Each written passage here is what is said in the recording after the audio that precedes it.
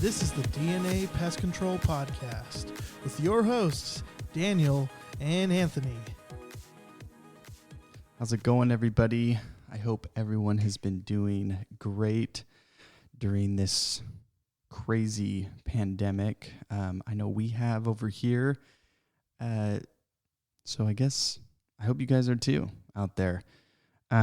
This is Daniel. If you don't recognize my voice or if you're new to the podcast, I have actually some fun little stories for you guys. One big one, and we're going to be talking about this for the next few weeks. It's going to be interesting. It'll be my first and hopefully my last, but that's not going to happen. But one of my guys, if you guys didn't know, I own a pest control company. And so, if we kind of don't put out any podcasts, there's some reasons behind that, or you see a bigger gap between that. Especially during this pandemic, we've been super busy. We're going overtime on a lot of things. We've grown a ton, and I hope you guys have as well. It actually has been a blessing. Honestly, it hasn't been a negative for anybody I've talked to, so I hope it's not for you guys out there working hard during this whole thing. But one of my guys this past couple weeks, he got inspected by the ag department. If you're out of California, I'm not sure who does your inspections or anything like that, but here we have the ag department. They'll swing by, they'll inspect your truck if they see you out there. I'm not exactly sure how they run things. I don't know if they're mainly in the office or if they're out looking for people or what they're doing. It's kind of a hush-hush thing. But when they come in and do the inspection, I've already jumped to the end of the story, but they're going to come and do an inspection. So I'm going to try to get them actually on the podcast, hopefully while they're doing that inspection, and see if we can get a couple questions out of them and kind of figure out what do they do, why do they do this, what's going on. But this lady pulled over, or not pulled over, but he was already spraying the house. She inspected his truck. Just so everyone knows, everything was fine. We did have one bottle that was actually unlabeled. That was completely my fault. And kudos to this guy. He actually told me a while ago. I just never got to it. And so, you know what? That was completely my fault, not on him. We didn't get any fines or anything like that. We just had to label those bottles, which we did, and everything was fine. Actually, after that, I went through and I checked all the trucks. So if you guys aren't doing this on a monthly basis, which normally that's what we do, is we'll go through all the trucks. We'll make sure everything is actually up to date. Everything's tagged. I try to ask the guys every week, hey, is everything's tagged? Everything good? Everything clean? Truck's running great? Equipment's good? No leaks? Nothing? Because that's the stuff that the ag will look for. If you have a leaky hose or they're gonna try to get you on some of that stuff. But anyway, so she got him on that. He labeled it all right then and there, and everything was good. Anyway, we exchanged some emails with her, and she said, "Oh, hey, we haven't done an inspection for 2 years." So we set a date. It's actually for the 21st of October. So come close to the 21st, or after the 21st, I'll throw out another episode explaining what's going on, what happened, and hopefully I can get her on. Hopefully she'll agree to it. I don't know why not. It's just information that everybody needs to know. And if you guys want to send in any questions you want me to ask her, I suggest do it now. I know it's kind of short notice, but do it now so I can get those out and over with her. And even if she won't come on the podcast, I'm still going to ask her all those questions so then I can share it on the podcast. So just be prepared for that. But when we were exchanging emails back and forth, she sent over a document, and I kind of want to read through this document. Hopefully it's not going to be super boring for you guys, but hopefully anybody who's an owner, operator, and hasn't had an inspection, this is going to help you out a ton. Whoever has had an inspection, but it's been years, this may just be a refresher for you, and there might be some new things on there. So I'm going to hit a few points and I'm going to talk a little bit about it and what I know about it. And if I have any questions, I'm going to note it down and I'm going to figure out what that means or what we need to do.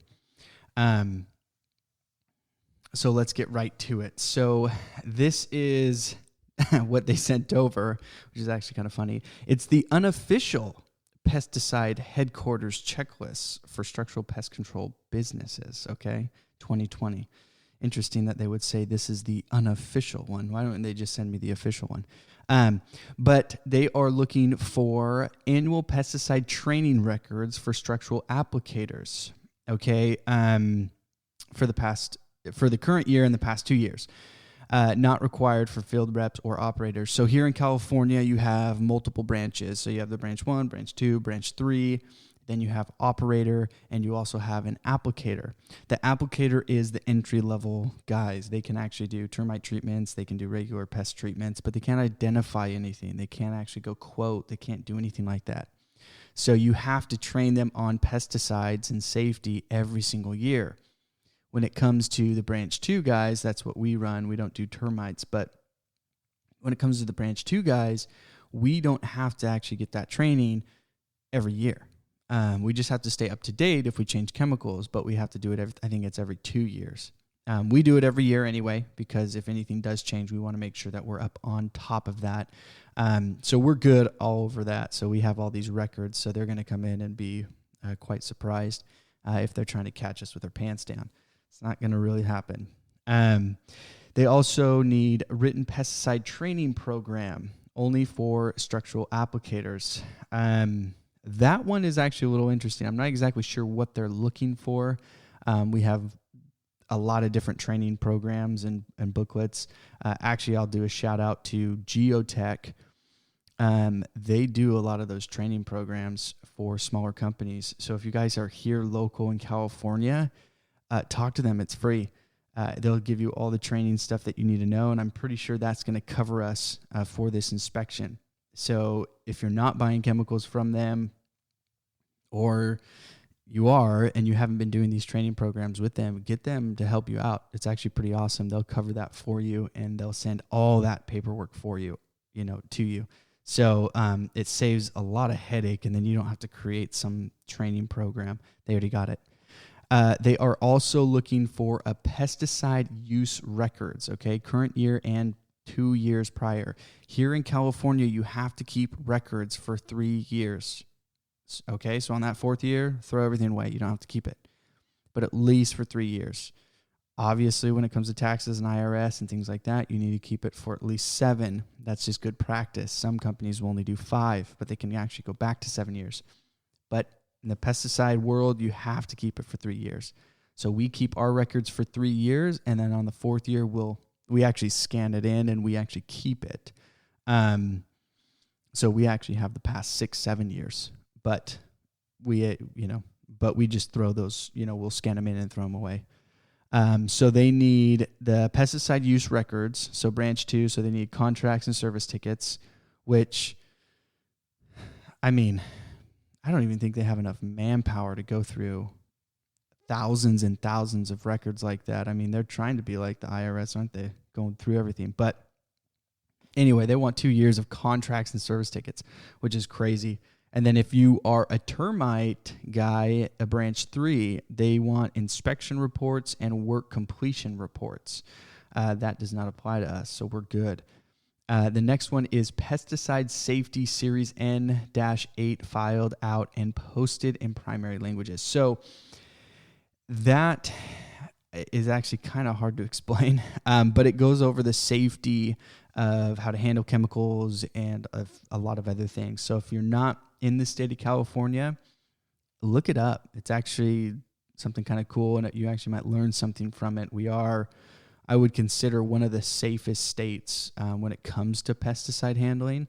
So if you're second guessing something in your state, I'm pretty sure if you follow California standards, you're going to be way overdoing it, which you may not have to, but it's actually good information. Or if you're looking to come into California and do pest control, you're going to have that, which we do. Fumigation logs, that is actually not for us. That's for branch 1. Branch 1 is like tenting houses, full-on warehouse fumigations. We don't do that.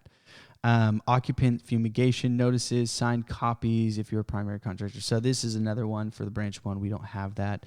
Now this one's always an interesting one, which a lot of companies skip over. So the respirator documentation. So written respirator program, once again, thank you, Geotech. They're the ones that actually have that. And then the DPR, which is cool. They actually give you a link if you want to go off of theirs. And so you're given one almost. They need medical recommendations signed by a healthcare professional. Guys, you do not actually have to send your guys to a doctor if you're going to give them a respirator. So you can go on to 3M has one, and they do 2 free ones if you sign up. And then after that, I think it's like $30 or $40 to get your guys with a medical test, which is, it's nothing. So, and they do it all online. They don't actually talk to a healthcare professional. They just go through a questionnaire and they get it all done. But 3M, if you are wondering what that is. So 3M does the medical tests. And then they have an annual fit test documentation, current year and past 2 years. That's, once again, Geotech will actually do the fit tests. I heard during COVID, they'll actually send you the actual box or the testing kit and let you test your guys. So they'll just train you on how to do that. And then you can test your own guys, which is cool. But they do that all for free. So then you can have current records if your guys use a respirator. And then annual respirator evaluations, just checking the actual respirators themselves. So you just got to make sure that you're on top of that. Okay, the next one is, let's see here. So if your company has a voluntary respirator program for their face piece, okay. No, that's totally fine. Let's see, copies of monthly summary pesticide use reports. Okay, so this is what we have to send here in California. Every month you have to send them a pesticide report to each ag department in each county, which it's just a ploy for money, to be honest with you. They hardly ever look over that crap. Every once in a while we'll put like a 0 on there and then they'll call us. But majority of the time we don't ever even get calls. I just think they like us paying for their stamps that you have to put on it. So it's just a way for them to get money to pay the employees, the ag department. Pesticide storage area. You need to have things posted. So it's going to go down. So service containers labeled. So content, signal word, responsibility. You need to have the original pesticide containers, complete labels affixed. Tanks larger than a backpack must have an air gap separation. If you don't know what that is, it's like an anti-siphon device almost. I think that's another word for it. So it's actually separated, or it's above the tank where the water will go into the tank. So there's no backflow of chemicals going into the hose, which now in California, every single house actually has to have this. It's not a siphon, but it's this. It's weird. When you turn off the hose, it just floods water out right where the nozzle is. It will not let water go back into any of the piping. So they're trying to prevent any pesticides or anything like that going into the water. And then equipment identifiable up to 25 feet. So essentially they need signs saying, hey, pesticide area, danger, this is what's going on. But if you're using caution products, it's a little bit different than if you're using warning or danger.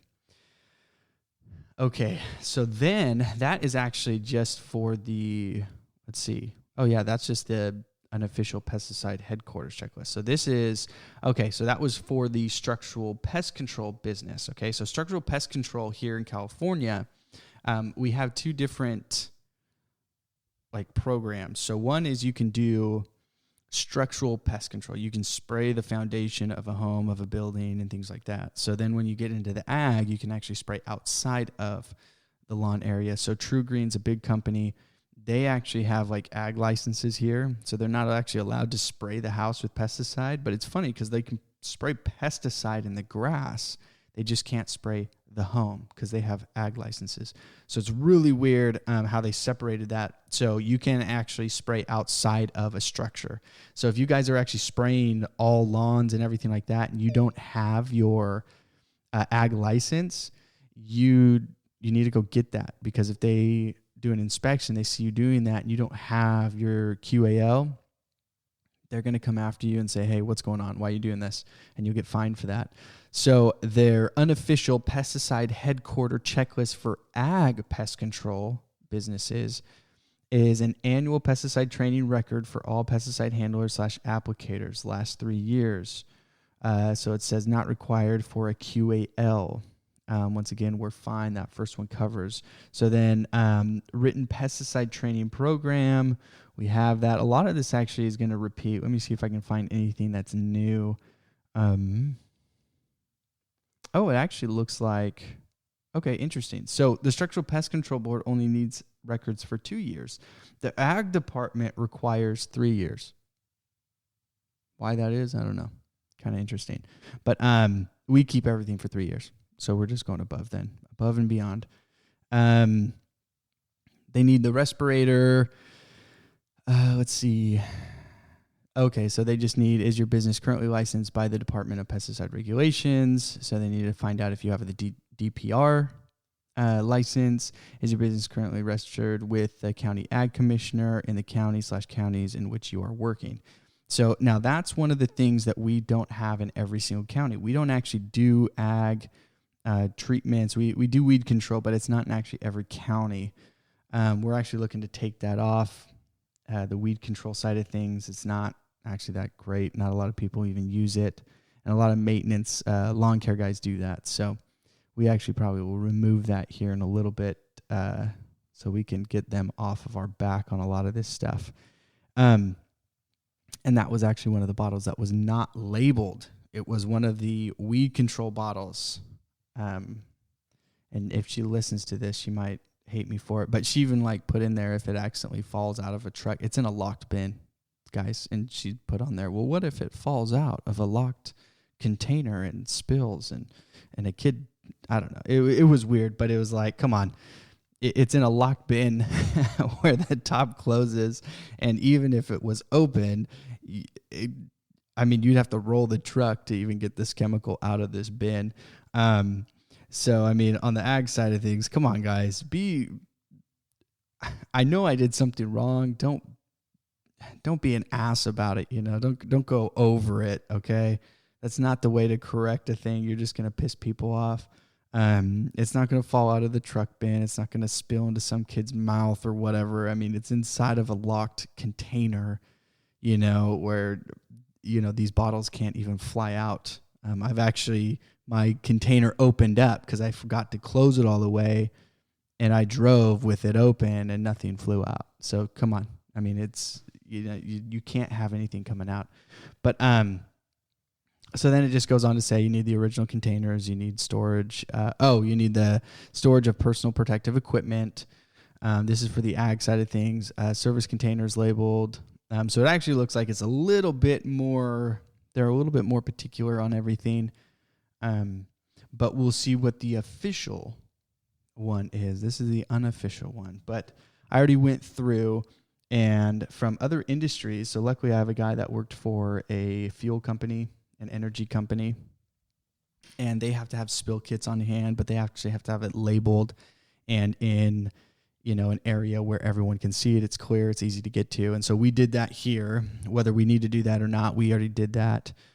We suck up a few extra signs just to make sure that they're in their face. I'll have to take a picture of the sign we put on our door. It's massive, but we're just going above and beyond with everything. Everything's super clean, organized, but I'm sure they're going to come in and find something. The ag department always does. They're going to tell us something that we got to change, or they're going to try to hit us on something. Hopefully she's really cool. Hopefully she comes in and is just really understanding and is here to educate.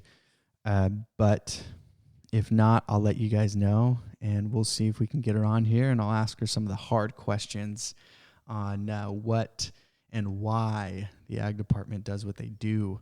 And so, guys, thanks for listening in. If you have any questions, or you want to throw us any questions, or you want us to cover any episodes, topics, please reach out to us on Instagram at DNA Pest Control Podcast. We will message you back. We are looking for guests. We'd love to have you guys on.